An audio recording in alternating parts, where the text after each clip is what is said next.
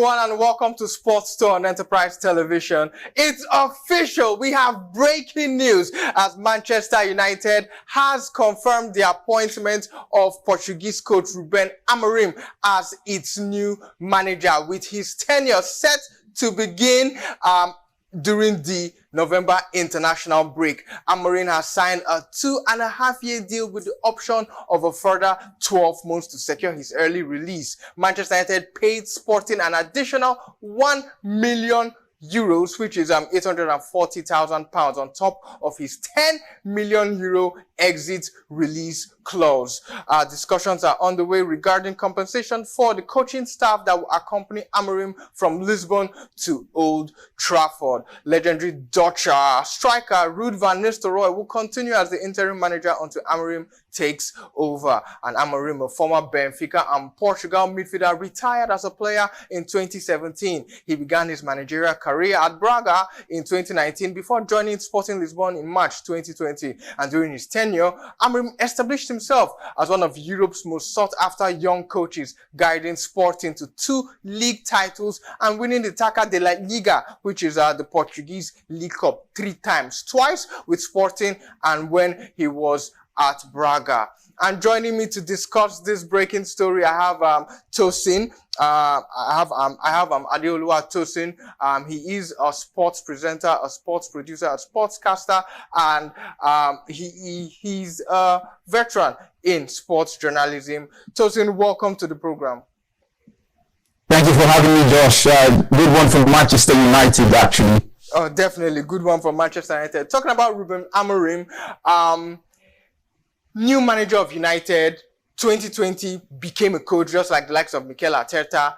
He's won 5 titles already, 2 league titles with Sporting in 2021 and in 2024. Brought out the likes of Victor Gyökeres, worked with the likes of Bruno Fernandes. Is Amorim the right man for the Man United job? Well, that begs questioning on the part of the fans, actually, but I would say to an extent, yes, he's proven himself to be a serial winner, doing it with Sporting Lisbon, taking them, I think it took them 19 years before they got their hands on the Primera Liga again, and that was with Ruben Amorim. So it clearly shows the type of mindset he will be coming to at United. Definitely a very good one, a statement of intent from United, and I believe that if he's given time, he can improve himself on the team and actually play the same exciting style of football we've seen his Sporting Lisbon type play. We need to actually understand how good Amorim is. Amorim is currently, tied on points with Manchester City in the Champions League. So it shows you the kind of mindset he has playing away in Europe, the away nights. And he looks like the man who can take United back to where they need to be. He's currently sitting top of the Primera. He was currently first in the Primera Liga before he was signed by United. And it shows the amount of respect that United actually command, going into this. It's a good one for them, actually. Let's see what he can do in the next, one full transfer window, and let's see what he can do in the next one season with United. Okay, so we have Victor Gyökeres, who is a phenomenal finisher at Sporting Lisbon, and then misfiring Joshua Zirkzee and of course Rasmus Højlund. How do you think maybe bringing in the likes of Gyökeres would impact Man United moving forward? Or perhaps how do you think or do you think that he should bring in Victor Gyökeres or make do with the players that he already has at Old Trafford? Alright, so I'm not the coach, Amorim, but if I were in Amorim's shoes, I feel like United right now, yes, they do need a striker, but I feel like they need to address the midfield problems. You've seen, players like Scott McTominay leave. I've not seen any quality replacement for players. Yes, I've not seen any quality replacements for players like Scott McTominay yet. But I've not seen any. Manuel Ugarte as well. Well, yes, he did play with Ugarte. I remember actually watching Ugarte play against Arsenal in the Europa League against Sporting Lisbon. Amorim was the coach then. They ended up beating Arsenal at the Emirates. So it shows you the kind of quality Amorim can actually bring to the table. But saying that they will need to get a new striker, I feel like now that he's in here, all he needs to do is, kind of sieve out the weeds, the shaft, people who will play well for him. If he decides to bring in Gyökeres isn't a bad buy actually. But then again, we both have to see and consider the fact that Amorim and Gyökeres will be coming into a league. Currently in the league, we've actually never played them before. We have no idea if they will adapt quickly, will slowly, give us the Haaland type adaptation to the league, or start scoring goals they're blazing. But right now, I feel like United need to actually solve out the midfield, solve out the aura around the camp, solve out the financial aspect of the team, because right now FFP will be coming down hard on United if they do try to get Gyökeres. Trust me, it will be costing nothing less than 86 million euros. So that tells you the kind of quality Gyökeres can bring to the team. But at United at that stage in the process right now is what we need to consider. Okay. So I know Amorim will do a good job, but I feel they'll try to address quality options elsewhere first and try to bring in more youth into the system before looking out to get Gyökeres in January. Okay, so lastly, should United have waited till January or till the summer before appointing Amorim, or it's better that they strike while the iron is hot?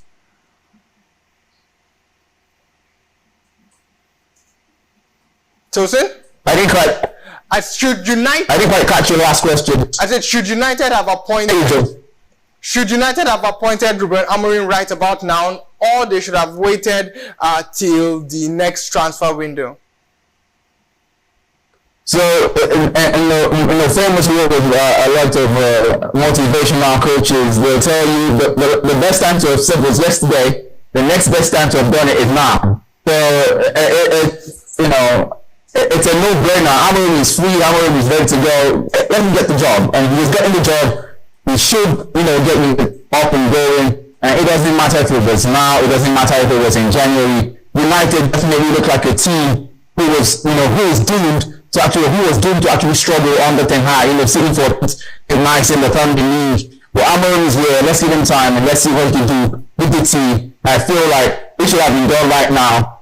And yes, it should have been right now. Good one for United. Definitely, Ruben Amorim, the new manager of Manchester United. Thank you, Oluwatosin, for your incisive analysis. And you're welcome. Thank you for having me. And of course, we'll take a short break on Sports Store. When we come back, the headlines for today's edition of the program is now.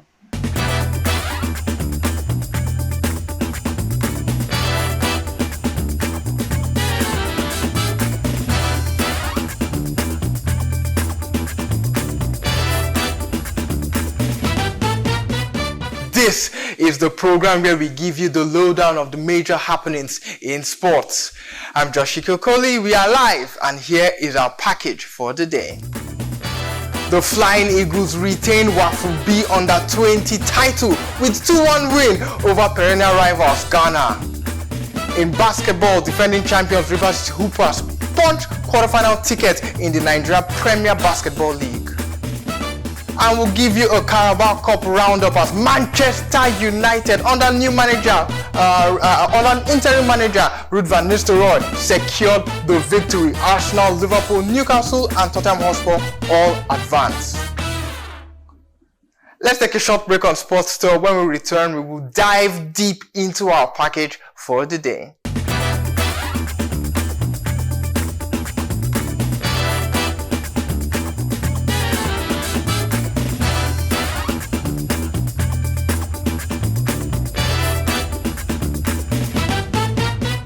Welcome back to Sports Store on Enterprise Television, and let's start off with the fact that Nigeria's Flying Eagles successfully defended their WAFU Under-20 title, defeating Ghana 2-1 in the final. Parobo Ariehi scored both goals with a brace, and Ariehi opened the scoring in the 34th minute with a calm left-footed finish. He added a spectacular second, unleashing a right-footed rocket into the roof of the net. The Ghanaians pushed hard in the second half and finally finally scoring in the 74th minute after a goal mouth melee. And however, Nigeria, stout defending, secured the win. Nigeria and Ghana will now represent WAFU B in the 2025 African Under-20 Cup of Nations in South Africa, with the top 4 African teams qualifying for the 2025 FIFA Under-20 World Cup. In basketball, Rivers Hoopers have secured their place in the quarterfinals of the 2024 Nigeria Premier Basketball League following their victory over Abia Comets. The game held on Wednesday saw the Hoopers dominate with a final score of 94-50, recording their 4th win in the tournament and solidifying their ticket to the last 8. The Hoopers took control early, ending the first quarter with a 26-13 lead over the Comets, and by halftime, they extended their advantage to 57-25. The third quarter saw the Hoopers further their lead to 76-42 before sealing the win with an 18-6 performance in the final quarter. And with 3 games remaining, the Rivers Hoopers are now poised to compete for the league championships, and they will play their remaining 3 games in the Atlantic Conference against Lagos Legends on Thursday, Kwara Falcons and Hoops and Reed on Friday and Saturday respectively. And joining us virtually to help us dissect the situations that we have on offer, I have Adeyemi Oluwatosin, a premium sports analyst who delivers on the microphone with such grace that makes midwives jealous. He is also a sports presenter, podcaster, media expert, and razor-sharp commentator. Tosin, welcome to the program. Thank you for having me, Josh. It's good to be here. Definitely. And we defeated Ghana. Nigeria defeated Ghana, the Flying Eagles, champions in WAFU B in West Africa, and are poised to participate in the AFCON Under-20. Talk to us about how you feel, and of course about that game against Ghana and the Flying Eagles' chances of qualifying to the Under-20 World Cup.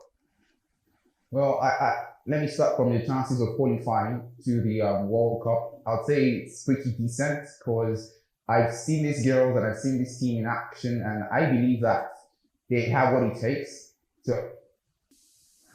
Well, moving over, let's tell you that Manchester United defeated Leicester City 5-2 in the EFL Cup. Ruud van Nistelrooy's interim managerial debut was a success as Manchester United trashed Leicester to reach the Carabao Cup quarterfinals. Casemiro and Bruno Fernandes scored twice, while Alejandro Garnacho added the other goal. Beautiful goals, 2 beautiful goals from Bruno Fernandes in that particular encounter. Newcastle United cruised past Chelsea, avenging their wicked Premier League defeat.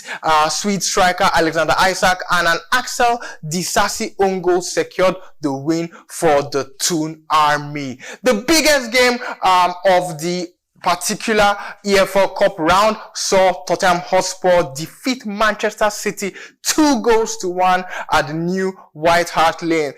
Spurs' quest for silverware continued with a win over Manchester City. Timo Werner and Pape Sarr scored while Matheus Nunes pulled one back for City. We've got Tosin back.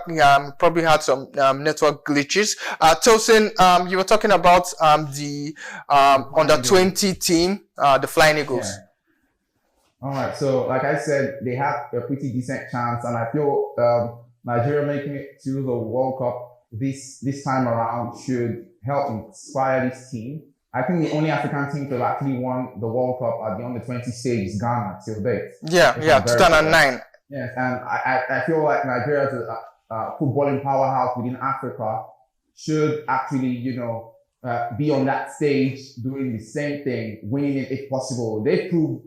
I follow this team all through the qualifying series at the WAFU and getting to the final and actually retaining this. And I can say that the team, although will need to be adept at finishing and gain more experience, I would say that they need to actually show up when they need to show up and do the different things they need to do when they need to do them. Okay. So, moving over, I was talking about the EFL Cup. Arsenal defeated Preston North End Arsenal cruised past Preston North End with Ethan Nwaneri starring in the win. The 17-year-old midfielder scored a superb first half goal, his second senior goal. Gabriel Jesus opened the scoring. Kai Havertz sealed the win. Nwaneri, who is Arsenal's youngest Premier League player, hit the crossbar and was serenaded by fans after being substituted. His performance suggests a larger role in the team soon. And for Liverpool, defeated Brighton 3-2 in the AFL Cup. Cody Gakpo's stunning brace led holders Liverpool into the quarterfinals as Gakpo scored in the 46th and 67th minute, with Luis Diaz adding a third. Brighton's Ivorian, who is also amongst the nominees for the African Football of the Year, Simon Adingra, and Ghana's Tariq Lamptey. It was an African first for Brighton. They both scored late goals, and in the last game of the round, Crystal Palace defeated Aston Villa 2-1 away at Villa Park, with Villa's John Duran scoring for Aston Villa, while Eberechi Eze and Deichi Kamada scoring for Palace to aid them secure a memorable win against Unai Emery's men. The EFL Cup round of 16 done and dusted. Manchester United 5 beating Leicester City. Preston North End, of course, Arsenal will definitely have full access, easy access, run riot over Preston North End.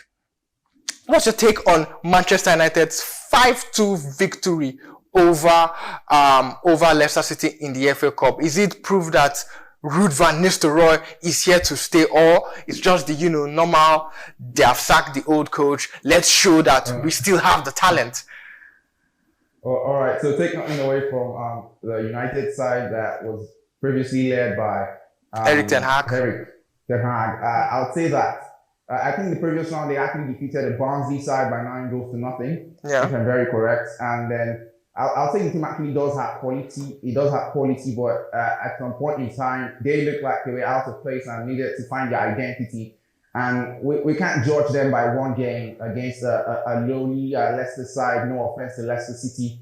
I'd say, and I think that we just need to see 2 or 3 more games being strung together by this United side. They've shown exciting football all season long. They've just not been decisive when going forward. They've created less chances than many of the other teams. And I feel like they have inexperienced strikers up front for them. I'm talking about Setzi and Højlund. But, against the lowly side like Leicester, Carabao Cup nights, of course you expect them to win by a margin as enormous as that. But the style they've done it in actually would show confidence going forward. And, hopefully we see the real United side come out against Chelsea this weekend.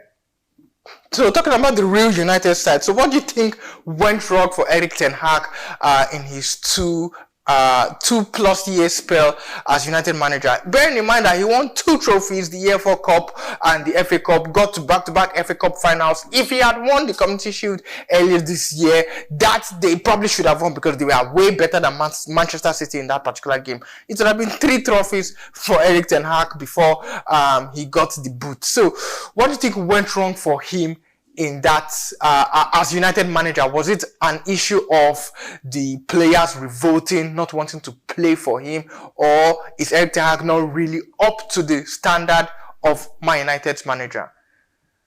So this is what I think. I think that Ten Hag was decent at United. He, for me, wasn't giving enough time because every team who was undergoing the process needs to actually undergo the process itself. And I don't think any United manager has been given the time to actually undergo that process. 2 years in, you see managers getting fired. You see how long it took Arsenal to retain Arteta for. I think they went on a 10-game loss, 10-game losing streak, and still retained the manager. I figure that Ten Hag would have actually done a lot better if he had been given more time to actually imprint himself on the team. And let's now say, or let me now go back to what I feel would have been the reason. So in football, aside, playing for results and everything, you need a little bit or a little element of luck in whatever you're doing. I feel like the luck kind of ran out on Ten Hag and his style of play. He did not play bad football, to be honest. If you ask every United fan, you see that a few of them are actually mixed on the sacking of Ten Hag. But what I'll say is, where he first of all lost it was where he had to start making changes in the team, letting players like Ronaldo go, claiming they're the reason. You know, I feel like a manager should defend his team to the latter. I understand that you want to get some players out. Yes. I also understand that some players will rebel. Yes. But everything should revolve around the unity of the team. And Ten Hag already lost it when he began to make the fan base divided. That was his first point. He shouldn't have made the fan base divided. Immediately he lost the fan base, he lost everything else. Okay. So in other games, Liverpool defeated Brighton 3-2, Arsenal 3-0, Spurs defeated Manchester City. Is this proof that Andriy Postecoglou perhaps is leading Spurs to ending their trophy drought? I like to believe that, but you know, it's a sports thing. It's a sports thing. I've seen them just before final. You sacked the greatest final playing coach of all time, Jose Mourinho. It's bonkers. Okay. And yes, I'll say Postecoglou is on his way to helping Spurs become the real deal. But okay. Spurs, in my mind, will always be Spurs. I am yet to see them take that one step needed to make them champions. That one step needed. Or is it just because you're an Arsenal fan as well? No, that aside, of course, this is football and this is football analysis. You know, I have got to be really, really practical and pragmatic with what I do or what I say. Okay. So I feel like there's still one thing missing. For you to be champions, you would have to think like champions. And the mentality. Game out, you know, this game they turn up, the next game they don't show up. When it comes to English football, when it comes to football in general, you have and you must be decisive and you must give consistency every game. Okay. Every game. But kudos to them on beating Manchester City. I feel the next opponent they have to face in the Carabao Cup will actually be the real test for them going into the next round. If they can surpass that hurdle, then definitely, I can't begin to consider them for a chance at the Carabao Cup. Well, talking about their next opponent will be Manchester United because the quarterfinal draws for the Carabao Cup have been done. Spurs will face Manchester United at home, so it's going to be a good one for them hosting United. Arsenal versus Crystal Palace, London derby at the Emirates. Southampton will take on Liverpool, and Newcastle versus Brentford. The quarterfinals will be held the week of December 16th. Quickly, before we move on, Spurs United, who's winning that one? Spurs United. Yeah. Quite dicey. It's at the Spurs, Hotspur Stadium. I like to call it the Toilet Bowl because that's the nickname. Yes, the Toilet Bowl. Yeah. I feel like United will take this. United are, your cup champions. They're the current holders of this cup right now, so they understand what it takes. No, it's Man City. It's Man City. United won the FA Cup. Liverpool. It's Liverpool. Sorry, Liverpool. Yes. Liverpool won the League Cup. United won the FA Cup. Everyone shared 1-1-1 among the top 4 teams. Yes. Arsenal with the Community Shield, City with the Premier League, Liverpool with the Carabao, and United with the FA. So what I do feel is, United have won it before. Just 2 years ago, they were champions. Yeah, so they understand what it takes to actually go out there and get the beat done and, get the goals going. And like I said, in my previous analysis of Spurs, I already said the next opponent that Spurs will face would actually determine how serious they are going forward to win the Carabao Cup. Okay. And if they can defeat United, then don't write them off. But I see United taking the day at the Spurs Toilet Bowl. Okay. Arsenal fans must always find a way to throw shades at Spurs. Both of you haven't won the Champions League anyway. Let me just put it out there. You don't say me like that. So, Arsenal, Crystal Palace, Southampton, Liverpool, and Newcastle, Brentford. Who's winning these 3 other quarterfinals? So let me start from the Southampton Liverpool. I'll give Liverpool, that game easily because it's Southampton. Taking on Arne Slot, he's Liverpool playing side. It's like quite outstanding actually that a manager has come from a different league and is currently playing at this level with Liverpool. It actually shows the type of football he plays and the type of freedom he wants to give his players to play with. I've seen Luis Diaz, show up game in, game out, looking like a monster on fire. Actually, he's in quite astounding form. And I feel like Liverpool will take that. The next game would be, let me see, with Newcastle, Brentford. Yes, Arsenal. Crystal Palace, Newcastle, Brentford. Newcastle, Brentford is quite delicately poised and balanced. If we look at it, where speed of play, Eddie Howe versus Thomas Frank, two very good coaches who understand what they're doing, both teams. But I feel like on that day, Newcastle should take it. Newcastle should take it ahead of Brentford. Arsenal, Crystal Palace. A lot of people will not want to believe what I'm about to say as an Arsenal fan, but I do feel like Crystal Palace can give Arsenal a run for their money in this one. Because I think the Gunners struggle against low block teams. And I, for one, know that players like Martin Odegaard actually find it hard to break down mid-block teams. You can see that when they played Fulham away from home last season. They tend to do that. And the only way I see Arsenal getting the goods is because they're playing at the Emirates. If they were playing at Selhurst Park, I do not expect them to actually get away from there with a win. But, at the Emirates and the seriousness which Mikel Arteta has taken the Carabao Cup this season, I expect Arsenal to come up top with the goods. Okay. Probably like 1-0 or 2-0 scoreline. Okay, well, only time will tell if your predictions come true. Moving forward in the Italian Serie A, Atalanta defeated Monza with a 2-0 scoreline thanks to goals from Filip Samadzdic and Davide Zappacosta. Admiral Lukman unfortunately did not get a goal in that particular encounter. Inter Milan dominated Empoli with a 3-0 win courtesy of goals from Nicolo Fratesi and Lautaro Martinez. Juventus against Parma, that game ended in a 2-2 draw with Juventus American duo Weston McKennie and Timothy Weah cancelling out Parma's Francesco Del Prato and Simone Somme. The match between Venezia and Udinese saw Venezia eke out a 3-2 victory over Udinese with Finnish star Teemu Pohjanpalo scoring a brace and Gianluca Nicolucci Caviglia scoring for the winning side. Well, that's how much we can take on Sports Store for the day. Endeavor to subscribe to our YouTube channel. We are Enterprise TV 7 on YouTube. Click the notification bell to get alerts on our new YouTube videos.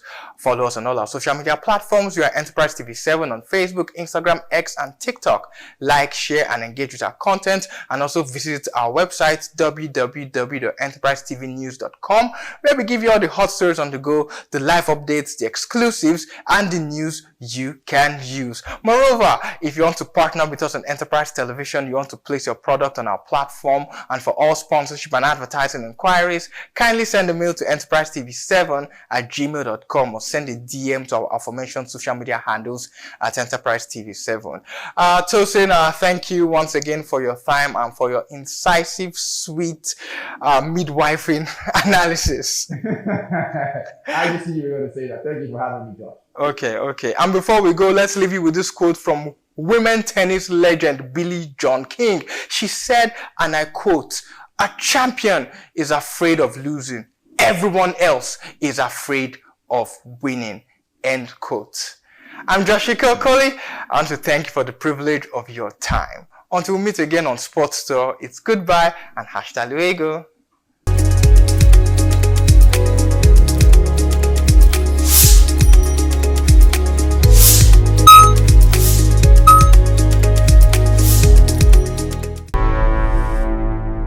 Enterprise TV, a tradition of truth.